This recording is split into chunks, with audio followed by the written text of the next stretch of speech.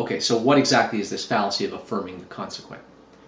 The fallacy of affirming the consequent is a formal deductive fallacy, which means that the fallacy has to do with the specific form or structure of a deductive argument. That is, the argument does not conform to a legitimate inference rule of deductive logic. The fallacy of affirming the consequent is a common violation of a rule of inference called modus ponens. Now, modus ponens is just a fancy Latin name for an inference rule of logic that you use every single day. And it goes like this. If A is true, then B is true. A is true, therefore B is true. Or, more simply, premise 1, A implies B. Premise 2, A, thus B. And A and B can be any two propositions.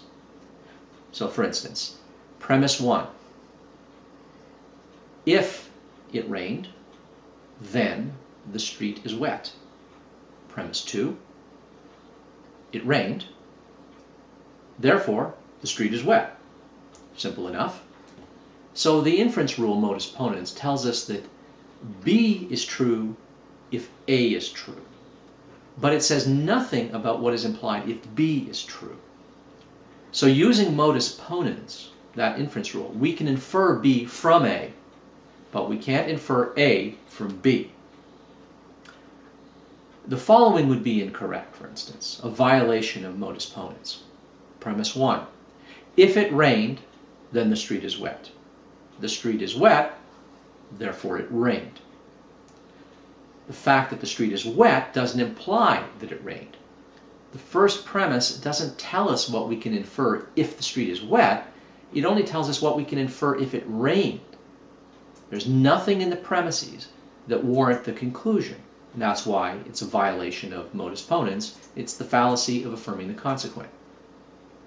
By contrast, any argument that follows the correct form, modus ponens, is logically valid.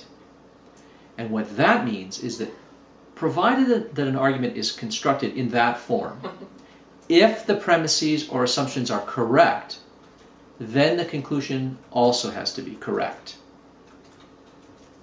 When an argument is presented in the correct way, in the correct form, conforming to an inference rule, such as modus ponens, there are others, the argument is called valid. It doesn't even matter, though, if the premises are false. Why do I say that? Well, here's an example. All men are bald. Ozzy is a man. Therefore, Ozzy is bald. That's a valid argument.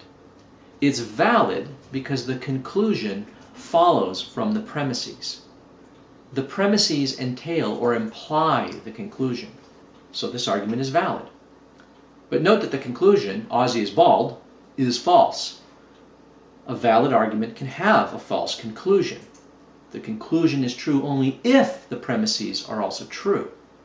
Garbage goes in, garbage comes out. True premises go in, true conclusions come out. That's how validity works. So validity by itself does not ensure truth of a conclusion. And often when people say, well, such and such an argument is valid, or such and such an argument is invalid, they're actually meaning to say that the argument is sound, having not just a valid structure, which conforms to an inference rule of logic, but also has true premises. There's two conditions involved. And this is why in logic we say that a valid inference rule is truth preserving, meaning that if an argument conforms to a certain form, that will guarantee the truth of the conclusion, so long as the premises are true. If the form or structure of the argument is wrong, well, then it doesn't matter if the premises are true. The conclusion might be right or it might be wrong. All bets are off when the structure of the argument is invalid.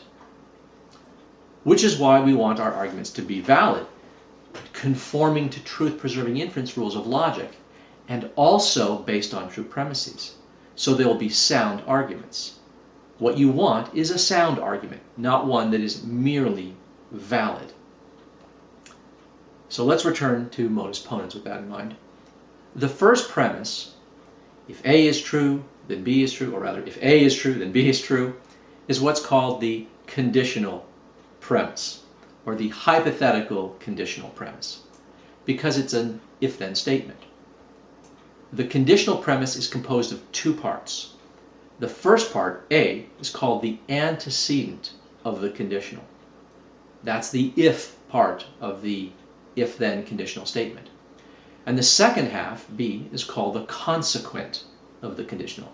That's the then part of the if-then statement. The fallacy of affirming the consequent occurs when one mistakenly tries to affirm that because the consequent is true, the antecedent must be true. If the consequent is true, the antecedent must be true. You're affirming the consequent and making a conclusion that's incorrect.